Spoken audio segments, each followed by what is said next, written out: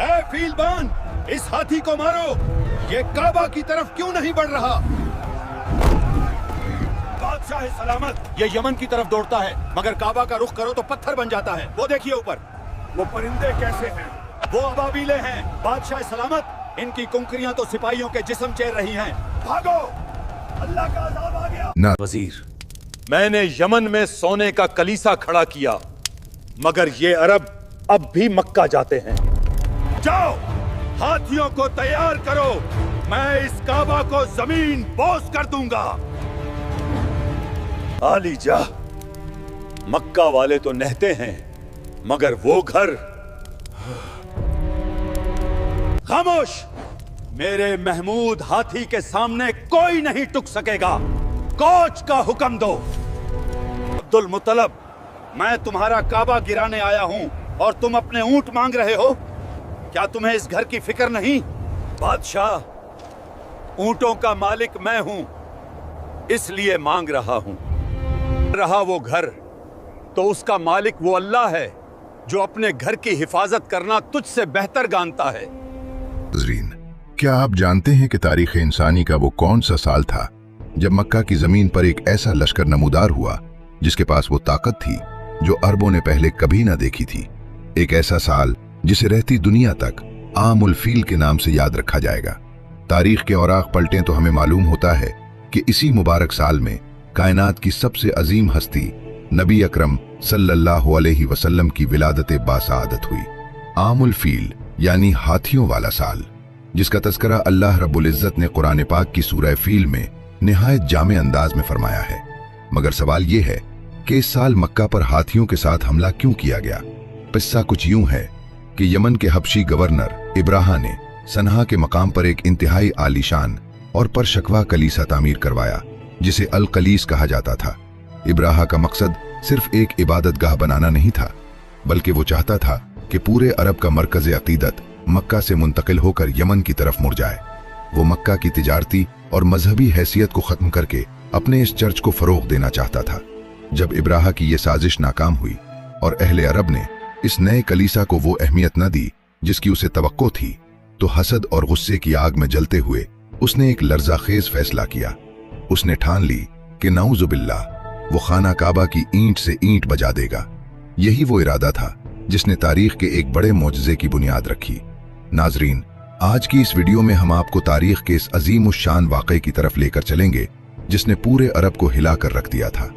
एक ऐसा वाक़या जो न सिर्फ काबा की हिफाजत की अलामत बना, बल्कि जिसके कुछ ही अरसे बाद कायनात की सबसे रोशन सुबह तुलू होने वाली थी। आखिर इस वाक़े को वाक़े फील क्यों कहा जाता है? वो कौन से देव हैकल हाथी थे जो मक्का की गलियों में खौफ की अलामत बनकर आए थे?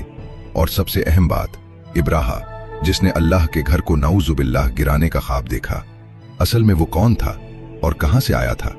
इब्राहा महज एक गवर्नर नहीं था, बल्कि वो एक ताकतवर जंगजू था जिसका ताल्लुक उस वक्त की एक बड़ी रियासत हबशा से था। उसके पास तरबियत याफ्ता फौज और वो खास हाथी थे जो उस दौर में नाकाबिले तस्खीर समझे जाते थे।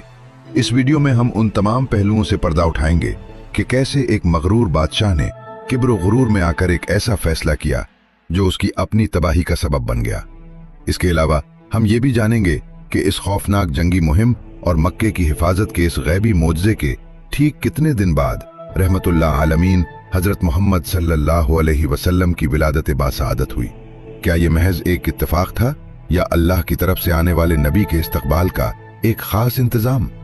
नाजरीन, इस वाक़े का मरकजी किरदार इब्राहा है, जो यमन की सरजमीन पर हबशा की तरफ से मुकर्रर करदा एक ताकतवर ईसाई हुक्मरान था। वो न सिर्फ एक सियासी लीडर था, बल्कि अपनी मजहबी बालादस्ती कायम करने का शदीद जुनून भी रखता था। नाजरीन, जब हज के अय्याम करीब आए तो इब्राहा ने एक अजीब मंजर देखा। उसने महसूस किया कि यमन और आसपास के इलाकों से लोग जोक दर जोक एक खास सिमत में सफर कर रहे हैं। तजस्सुस और हैरत के आलम में उसने अपने दरबारियों और मशीरों को तलब किया और सवाल किया कि ये लोगों के काफिले आखिर किस मंजिल की तलाश में जा रहे हैं और उनका रुख किस तरफ है। नाजरीन, इब्राहा के सवाल पर उसे बताया गया कि ये तमाम लोग बैतुल्लाह यानी अल्लाह के घर की जियारत और हज के लिए मक्का का रुख कर रहे हैं। ये सुनकर इब्राहा की हैरत मजीद बढ़ी और उसने पूछा, आखिर वो बैतुल्लाह है कैसा और उसे किस चीज से तामीर किया गया है? नाजरीन, जब इब्राहा को यह मालूम हुआ कि वो मुकद्दस घर सादा से पत्थरों से बना हुआ है, तो उसने मजीद खरीदते हुए पूछा, अगर वो पत्थरों की एक इमारत है तो उसकी सजावट और लिबास कैसा है?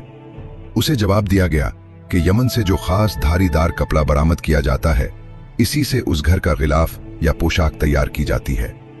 नाजरीन, ये तमाम तफसीलात सुनने के बाद इब्राहा के अंदर छुपा हुआ मजहबी तासुब और हसद जाग उठा। वो एक कट्टर ईसाई था और उसे ये बात बर्दाश्त न हुई कि लोग पत्थरों से बनी एक सादा सी इमारत की इतनी इज्जत करते हैं। इसी लम्हे उसने भरे दरबार में बड़े तकब्बुर के साथ अपने मजहब की कसम खाई और कहा, मसीह की कसम, मैं तुम लोगों के लिए एक ऐसी अजीमुशान इमारत तैयार करूंगा जो मक्का के उस घर से कहीं ज्यादा खूबसूरत और परशकवा होगी।